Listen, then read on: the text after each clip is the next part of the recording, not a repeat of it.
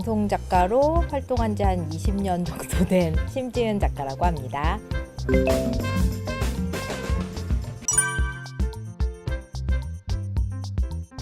방송 작가는요, 방송 프로그램에 필요한 대본이나 자막 그리고 섭외에 관련된 모든 일을 하는 사람들을 얘기할 수 있습니다.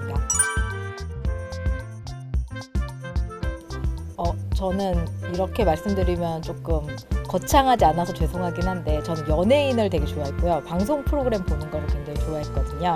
그래서 꼭 방송 쪽 일을 하고 싶어서 방송 작가를 선택하게 됐습니다.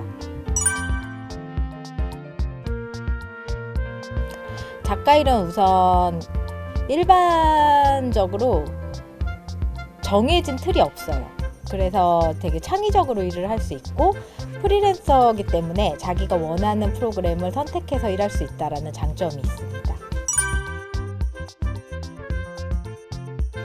프리랜서이기 때문에 정규직이 없어요. 방송 작가는 거의 모든 방송사에서 100% 프리랜서로 활동을 하고 있거든요. 그렇기 때문에 프로그램이 끝나면 그냥 실직을 하는 거라고 생각을 하시면 되고요. 프로그램상 계약이기 때문에 내가 열심히 하지 않으면 다음번 일을 못하게 될 수도 있다. 이렇게 어떻게 보면 조금 굉장히 매서운 곳이죠. 방송 작가는 사실 정해진 과가 없어요. 그래서 현역으로 일하고 있는 방송 작가들 같은 경우에 되게 다양한 과를 나온 사람들이 있고요. 그 학교나 학과가 정해져 있지 않기 때문에, 그렇기 때문에 대학교 선택, 그러니까 방송 작가를 원하기 위한 대학교 선택이 조금 더 어려울 수도 있는데, 방송 작가들은 보통 방송 아카데미를 통해서 들어가는 경우가 대다수가 많아요. 그래서 MBC, KBS, SBS 방송 아카데미가 있고요. 방송 작가 협회에서 하는 방송 구성 작가 과정이 있거든요. 거기를 나온 경우 이제 취업이 연결되는 경우가 많이 있습니다.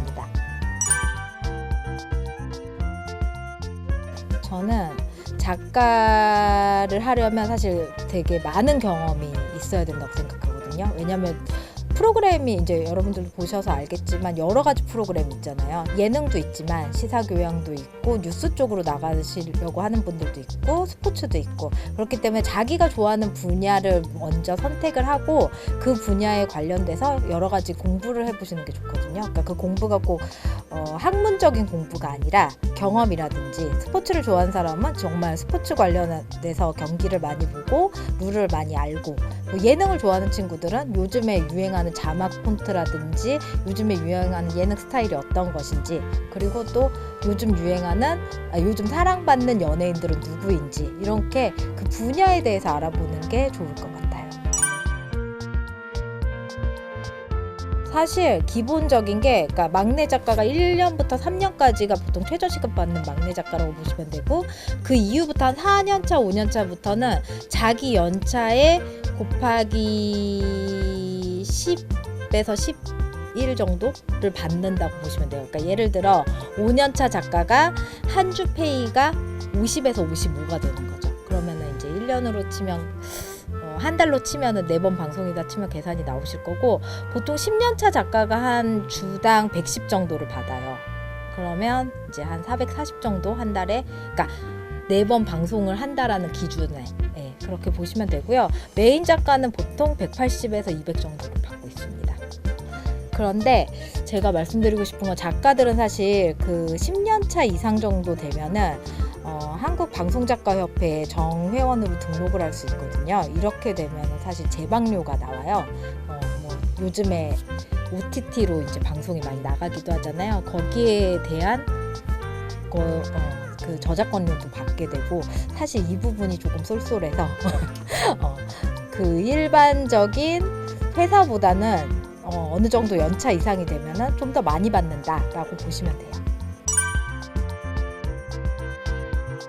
자기 성향에 맞게 조금 하면 좋은데, 사실 외향적이고 사람들 만나는 거 좋아하는 친구들은 예능 프로그램 하는 게 조금 적성을 맞을 거고요. 이렇게 혼자 공부하는 거 좋아하고 혼자 뭔가 찾아내는 거 좋아하고, 이런 친구는 시사교양이나 그런 교양 프로그램 쪽으로 가면 또 능력을 발휘하더라고요.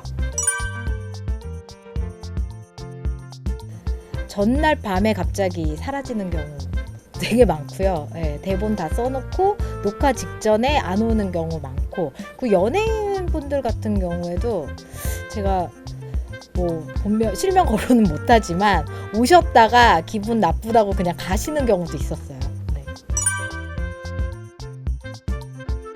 그러니까 제가 처음 시작할 때만 해도 케이블 채널 20년 전이니까 이제 케이블 채널 생기고 종편 채널 생기면서 사실 작가 수요가 굉장히 많았는데, 이제 어떻게 보면은 이렇게 더 시장이 확대될 수도 있고 어떻게 보면 사양될 수도 있는데 약간 기로에 서 있는 것 같아요. 소규모로 하는 유튜브 채널들이 많이 생겨나면서 사실 작가까지 쓸 만큼 이렇게 크게 방송이 큰 규모로 제작되는 경우가 많지 않아요. 그래서 어떻게 보면 이게 조금 사양 산업이 될 수도 있지만, 새로 들어가는 친구들한테는 어떻게 보면 진입 장벽이 굉장히 낮아졌다고 생각해요.